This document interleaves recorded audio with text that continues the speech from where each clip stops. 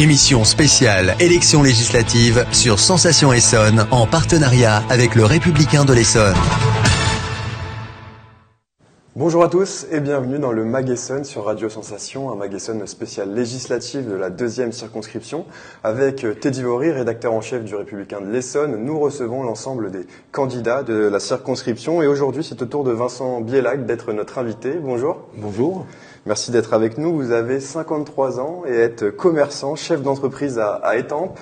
Vous êtes investi par le parti Le Peuple de France, un parti tout récent que l'on pourrait classer de droite souverainiste. Vous avez fait partie récemment des manifs anti-pass et vous souteniez aussi le convoi de la liberté, par exemple. Alors, quel sens souhaitez-vous donner à votre candidature, Vincent Bielac? Quelles seront vos priorités si demain vous êtes élu député? Alors, je voudrais revenir sur la classification du parti de droite souverainiste. Nous, on s'est, à la préfecture, comme c'est nouveau, on s'est classifié dans la nuance politique, on s'est classé comme divers centres. Parce qu'on a un projet qui est et de droite, je vais faire du macronym, et de gauche. Donc on ne peut pas dire qu'on est souverainiste, même si on veut sortir de l'Europe, on veut une souveraineté monétaire. Alors quel sens donner à ma candidature? Pourquoi? C'est surtout pourquoi un petit commerçant de quartier décide de sortir de sa vie tranquille, de sa vie pépère de tous les jours et de s'engager dans cette voie. Surtout que en ce moment, je n'ai toujours pas lâché mon entreprise, donc je fais quand même 70 heures par semaine, plus la campagne, donc c'est du temps à gérer. Mais en fait, c'est un ras-le-bol que tous les députés aujourd'hui ne font pas leur job. En tant que chef d'entreprise, il y en a beaucoup que j'aurais licenciés pour non-respect de leur contrat de travail. Alors, pourquoi je dis qu'ils ne font pas leur job? Parce que aujourd'hui, quand on voit le taux d'absentéisme dans les sessions parlementaires, le nombre de votants, c'est quand même la priorité d'un député, les payer pour voter et ils ne sont pas présents. Donc, et il y a aussi le non-respect des citoyens. On vote non pas dans l'intérêt des citoyens, les députés ne votent pas dans l'intérêt des citoyens, mais par ordre des partis politiques. Et aujourd'hui, l'Assemblée nationale, c'est la maison du peuple, ce n'est pas la maison des partis. Donc il faut changer le lien. Donc ma priorité, ça sera de changer le lien entre, d'un côté, les représentants du peuple et le peuple. Comment? Il ne faut plus qu'un mandat, quel que soit le mandat, que ce soit un mandat parlementaire, que ce soit un mandat municipal, il faut qu'il y ait un contrôle de son action politique, de ses dépenses. On voit toutes les affaires qui tombent, qu'on utilise l'argent à titre personnel, et sur sa probité, bien entendu.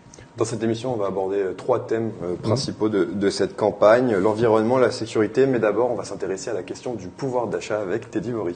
Bonjour Quentin, bonjour Monsieur Bielac. Bonjour. Donc effectivement, sur le pouvoir d'achat, je voyais que sur les documents du Peuple de France, il y avait plusieurs propositions qui étaient faites, notamment un bouclier fiscal, une réforme de l'impôt sur les revenus également. Du coup, voilà, est-ce que ce sont des éléments clés pour préserver le pouvoir d'achat des Français à l'heure de cette crise économique qui est déjà présente aujourd'hui? C'est un des outils, oui, effectivement. Alors moi, j'aurais une question à vous poser aussi, si ça vous dérange pas. Non, c'est pas dans ce sens-là, Monsieur Bielac. Non, mais qu'est-ce que vous appelez pouvoir d'achat? Est-ce que pour vous, le pouvoir d'achat, c'est remplir son caddie le 25 du mois, mettre de l'essence dans sa voiture et se payer un toit, ou c'est aussi c'est s'acheter la voiture dernier cri, c'est s'acheter les dernières fringues dernier cri, le dernier smartphone? C'est quoi le pouvoir d'achat? Le pouvoir d'achat, c'est se nourrir. C'est se nourrir. Moi, j'appelle ça de la dignité. J'appelle pas ça du pouvoir d'achat. Alors, oui, ça fait partie des propositions, notamment, il y a aussi une proposition sur les augmentations de salaire. Donc, c'est un projet d'arriver jusqu'à 2 000 euros. On estime qu'aujourd'hui, avec 2 000 euros, on va pouvoir vivre décemment. Est-ce que vous m'autorisez à vous lire deux petits mails que j'ai reçus, puisque comme je suis commerçant, je travaille avec des grands groupes de la distribution, et que j'ai reçu 2 mails. Un le 2 février, donc avant le début du conflit ukrainien, et un le 10 mai. Je vous lis ils sont tout courts, vous allez voir, ils sont tout courts. Suite à la hausse des matières premières, 1000 produits seront, excusez-moi, j'ai un petit souci de vue, seront actionnés à la hausse sur l'ensemble de l'assortiment. L'action ciblera principalement les familles inflationnistes suivantes. Pâtisserie surgelée, plus 20%. Café, plus 20%. Papier, plus 15%. Thé, plus 12%. Sucre, plus 10%. Produits surgelés, plus 10%. Vin, plus 10%. Pour rappel, les fortes hausses en prix d'achat sur les pâtes et les huiles ont déjà été répercutées en fin d'année dernière. D'où la nécessité de réduire la fiscalité sur les personnes pour qu'elles puissent absorber ces hausses. Ça que vous voulez nous dire ? Ça fait partie dans le pouvoir d'achat. Il y a deux choses. Il y a d'une la hausse du salaire, mais si demain on essaye de rattraper la perte de salaire parce qu'on nous ment sur l'inflation depuis des décennies, on nous ment. Donc les salaires n'ont pas augmenté dans la mesure où dans la proportion dont ils auraient pu augmenter. Donc effectivement, si on augmente trop brutalement les salaires, ça va créer un choc économique qui sera de l'inflation, puisqu'on va mettre de l'argent en circulation. Donc il y a aussi sur les charges des ménages. L'impôt en fait partie, mais il y a les loyers aussi qui en font partie. Il y a l'énergie qui en fait partie de ces charges. Et du coup, sur l'énergie par exemple, que proposez-vous pour limiter la hausse ? Renationaliser les entreprises énergétiques comme EDF. On doit maintenant passer au deuxième thème, sinon on n'aura pas le temps. C'est le moment de passer à l'environnement. Alors l'environnement, donc effectivement, dans une région ici assez rurale et avec des paysages encore verts, je notais que il y avait une opposition à la construction de parcs éoliens. Alors voilà ce qui peut nous concerner. On a des champs d'éoliennes ici dans le sud de l'Essonne. C'est quelque chose que vous voulez stopper complètement ? Oui, complètement, oui. Parce que pour l'éolienne, elle n'est pas recyclable, les pales ne sont pas recyclables, ça détruit le paysage, donc pollution visuelle, ça fait du bruit, pollution sonore, et ça ne marche que quand il y a du vent, une éolienne. Quand il n'y a pas de vent, ça ne marche pas. En effet. Donc il y a d'autres solutions, je pense, que les éoliennes pour l'énergie. Alors du coup, quelle solution proposez-vous et qu'est-ce que le territoire pourrait faire pour agir et produire de l'énergie verte ? Le nucléaire. C'est un mix. L'énergie, c'est un mix énergétique.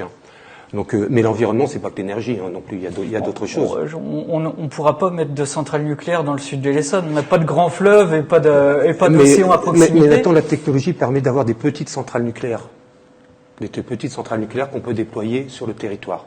Donc on va déployer des centralettes un peu partout. C'est soit ça, soit des usines à charbon. Vous préférez quoi ? C'est vous le candidat, c'est à vous de faire les propositions. Alors, en sachant que nous, on n'est que 11 candidats, donc dans une législative, je pense que le programme, j'appelle même pas ça un programme, j'appelle ça un projet, une vision. Dans une législative, quand on est 11 candidats, même si les 11 arrivent, on n'a aucune ambition d'être Premier ministre. Donc même si on arrive, notre programme, à part se battre sur certaines idées, à part valider si certaines idées correspondent à notre projet, en fait, c'est plus une vision de la France qu'un programme. Et enfin, dernier thème, la sécurité. On le sait, Étampes a été notamment fait notamment la une de l'actualité pour diverses histoires. Teddy Vori. Oui, là-dessus, sur la sécurité, nécessité peut-être, estimez-vous, de renforcer les effectifs de police nationale ou de gendarmerie sur le territoire pour les aider à mieux faire leur travail ? Ça fait partie de la boîte à outils. Mais il n'y a jamais une solution. Effectivement, les effectifs ont diminué. Il serait bon de remettre un peu d'effectifs. Mais que ces effectifs encore une fois, la sécurité, ce n'est pas que la répression. Si demain, on arrive à trouver un emploi et un salaire digne aux gens qui vivent sous le seuil de pauvreté, je peux vous assurer qu'on réglera un gros problème de sécurité, ou d'insécurité plutôt. Mais maintenant, on peut parler aussi d'insécurité à un plus haut niveau. Aujourd'hui, tous les jours, il y a des affaires qui tombent venant de parlementaires, venant de ministres. Ça aussi, c'est une forme d'insécurité. Je pense qu'on n'en parle pas assez, peut-être, de cette insécurité-là. Et sur la justice, peut-être, pour finir ? Oui, une réforme du droit pénal pour être plus sévère avec les personnes, les délinquants, ou une nécessité justement de donner une deuxième chance aux personnes qui tomberaient dans la délinquance ? Alors, sur la question sur le droit pénal, aujourd'hui, le droit pénal, pourquoi réformer le droit pénal ? Tout y est dans le droit pénal. Il suffit juste que les sanctions qui soient appliquées, qu'on applique les sanctions du droit pénal aux fautes. Ça suffit. Pourquoi toujours réformer disons, réduire la latitude du juge à adapter la peine en fonction des circonstances ? on repart dans les propositions, c'est d'avoir effectivement une commission qui puisse surveiller, contrôler les décisions de justice, effectivement, par des citoyens. Merci beaucoup, Vincent Beyellac, d'avoir été avec nous. Je rappelle que vous êtes le candidat du peuple de France, que le premier tour aura lieu le 12 juin prochain. Merci Teddy Bory. Merci Corentin. Et vous pouvez retrouver cette interview en podcast audio et vidéo sur notre site internet et sur notre application Radio Sensation.